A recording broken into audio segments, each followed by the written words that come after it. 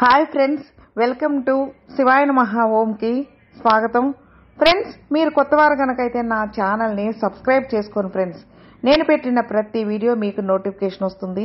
ఇక అలాగే మనం వీడియోలోకి వెళ్దాం. అయ్యో భగవంతుడా, పెళ్ళైన 6 ఏళ్లకు భార్య సొంత చెల్లెని తేలింది. పెళ్ళిళ్ళు స్వర్గంలో నిర్ణయించబడతాయంటారు. ఇదే మాటను విదేశీయులు కూడా నమ్ముతారు. వాళ్ళు కూడా marriages are made in heaven అంటారు. అయితే స్వర్గంలో జరిగిన అన్ని పెళ్లిళ్ళు భూమి మీద నిలబడతాయని చెప్పడానికి గ్యారంటీ లేదు. అలాగే హెవెన్లో చేసిన పెళ్లిళ్ళు అన్నీ కరెక్ట్ అనడానికి కూడా లేదు. అలా సరిగ్గా జరగని ఒక పెళ్లి ఆ కుటుంబంలో తీరని దుఃఖాన్ని మిగిల్చింది. ఈ పెళ్లి గురించి తెలిసాక దానిని ఊహించుకోవడం కూడా ఎంతో కష్టంగా ఉంది. విషయం ఏమిటంటే, కట్టుకున్న భార్య తోడబుట్టిన చెల్లెని తెలిసింది. సాధారణంగా పెళ్లి అనగానే అటు 7 తరాలు ఇటు 7 తరాలు చూస్తారు. అదే విదేశాల్లో అయితే డేటింగ్ చేసి కొన్నాళ్ళు కలిసి జీవించి మ్యాచ్ అవుతారు. అనుకున్న తర్వాత పెళ్లి చేసుకుంటారు. అలాగా ఒక జంట కూడా ఒకరికి ఒకరు దగ్గరయ్యారు. ఆ తర్వాత వాళ్ళ మధ్య ప్రేమను పెళ్లి బంధంగా మార్చుకున్నారు.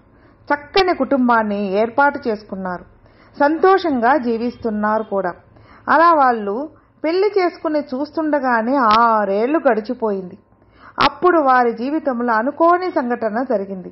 భార్యకు కిడ్నీ సమస్య తలెత్తింది. ఆమె 2 కిడ్నీలు పనిచేయడం మానేశాయి. ఎలాగైనా భార్యను దక్కించుకోవాలని కిడ్నీ దాతల కోసం వెతుకులాట మొదలుపెట్టాడు. తన బంధువులందరినీ అడిగాడు, కానీ ఎక్కడా ఫలితం లభించలేదు. తన కిడ్నీ మ్యాచ్ అవ్వదని తెలుసు, కానీ ఆఖరి ప్రయత్నంగా తన కిడ్నీ ఇచ్చేందుకు వైద్యులను సంప్రదించాడు. అందుకు కావలసిన పరీక్షలు కూడా చేయించుకున్నాడు.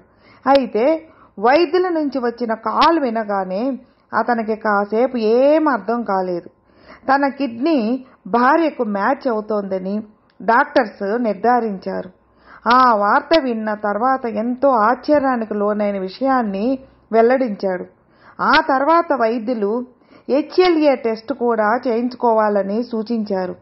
ఆ టెస్టులో జన్యుపరంగా ఇద్దరి మధ్య ఉన్న పోలిక తెలుస్తుంది. ఈ టెస్టు రిపోర్టు వచ్చిన తర్వాత అతనికి నోట మాట రాలేదు. అతని భార్యకు జన్యుపరంగా చాలా దగ్గర పోలికలు ఉన్నాయి. ఆ టెస్టు ఫలితాల్లో తల్లిదండ్రులతో పిల్లలకు కనీసం 50% వరకు పోలిక ఉంటుంది. అదే తోడబుట్టిన వాళ్ళైతే 0 నుంచి 100% వరకు DNA మ్యాచ్ అవుతుంది. వీళ్ళిద్దరి టెస్టు రిజల్టు తోబుట్టువులకు ఉన్నట్లు జన్యుపరంగా చాలా దగ్గర పోలిక ఉంది. అప్పుడే అసలు ప్రశ్నలు మొదలయ్యాయి. భర్తకు తన బయోలాజికల్ పేరెంట్స్ ఎవరో తెలియదు. అతడిని వేరే వాళ్ళు దత్తత తీసుకున్నారు. ఈ మొత్తం విషయాన్ని రెడిట్ అనే చర్చా వేదికలో చెప్పుకొచ్చాడు. ఈ వార్త ఇప్పుడు నెట్టింట వైరల్ అవుతోంది. తన పరిస్థితి చూసిన నెటిజన్స్ అతడిని ఓదార్చే ప్రయత్నం చేస్తున్నారు. అసలు ఈ ఊహ కూడా ఎంతో దారుణంగా ఉందంటూ కామెంట్స్ చేస్తున్నారు.